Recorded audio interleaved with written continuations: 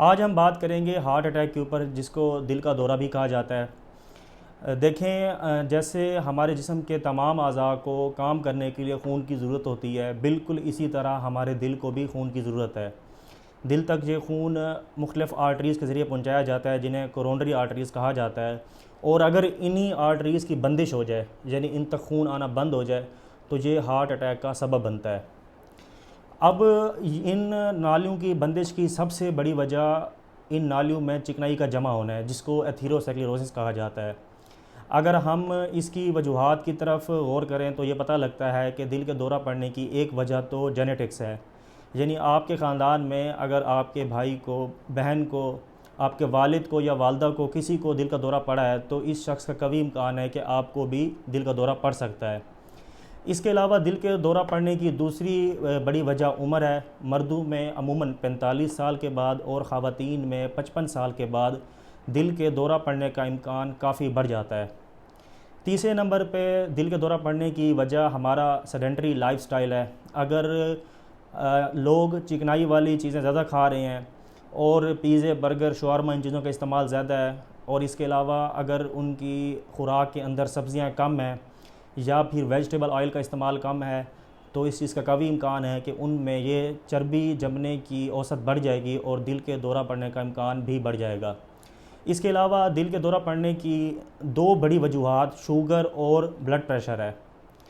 और आखिर में अगर आपके जिस्म के अंदर HDL, जिसे गुड कोलेस्ट्रॉल कहा जाता है, उसका लेवल कम है, तो भी हार्ट अटैक होने का इम्कान काफ़ी हद तक बढ़ जाता है।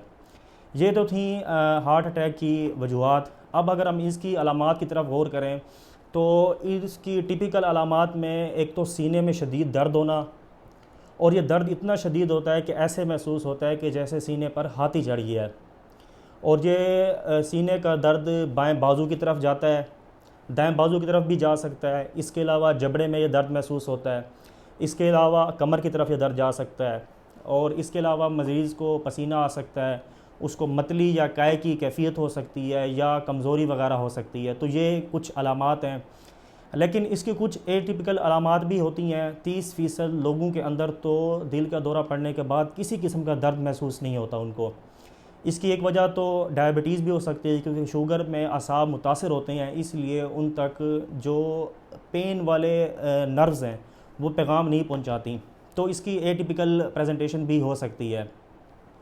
अब अगर हम बात करें कि इससे बचा कैसा जाए, तो जैसे मैंने आपको बताया जो इसकी वजूहात हैं, यानी अगर किसी मरीज़ को शुगर है या ब्लड प्रेशर है तो उसको चाहिए कि इसको मैनेज करे।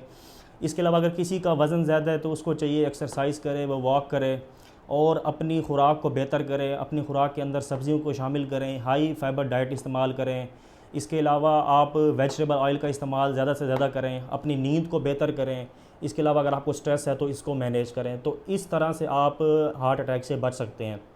अब हम बात करते हैं कि अगर हार्ट अटैक हो जाए, जिस लम्हे हुआ है, तो उस वक्त क्या करना चाहिए। देखें, ये बड़ा अहम मसला है, क्योंकि जब दिल तक खून की बंदिश होती है तो दिल के जिस जिस हिस्से तक खून नहीं पहुंच रहा होता वो हिस्सा डेड होना शुरू हो जाता है, और जो हिस्सा एक दफ़ा डेड हो जाए तो अब वो वापस नहीं आ सकता। तो इसलिए हर लम्हा कीमती होता है दिल के दौरा पड़ने वाले मरीज़ के लिए। तो इसमें आपने क्या करना है, सबसे पहले तो आपने 1122 को कॉल करनी है। और बेहतर ये है कि कॉल करने के बाद आप उनसे पूछ लें कि क्या हम इसको ये गोली दे सकते हैं। इस गोली का नाम है एस्पिरिन। ये 300 मिलीग्राम की गोली आपने मरीज़ को देनी है, और मरीज़ को कहना है कि वो इसको चबा ले और खा जाए। तो बेहतर ये है कि आप 1122 वालों से पूछ लें। और वैसे मैं आपको ये बात NHS की वेबसाइट से कोट कर रहा हूँ, जो कि UK का एक बहुत अच्छा हेल्थ सिस्टम है, वहाँ से। इसके बाद आपने क्या करना है, अगर 1122 वाले नहीं आ रहे तो आपने अपने किसी रिश्तेदार को कॉल करनी है। अगर रिश्तेदार आ जाए तो बेहतर, और अगर वो भी नहीं आ रहे तो आपने अब खुद जाना है।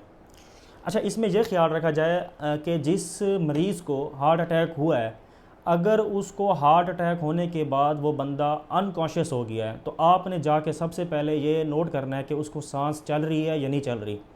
अगर तो उसको सांस नहीं चल रही तो आपने उस मरीज़ को CPR देना है। अब इस CPR का तरीका या तो मैं नेक्स्ट वीडियो में बता दूंगा, या फिर आप YouTube पे सर्च कर सकते हैं। तो आपने मरीज़ को CPR देना, जिसमें आपने उसके सीने पर 30 दफ़ा प्रेस करना है और उसके बाद 2 दफ़ा सांस देनी है। ये अमल 2 दफ़ा दोहराना है। और इस दौरान आपने कॉल भी कर दी होगी।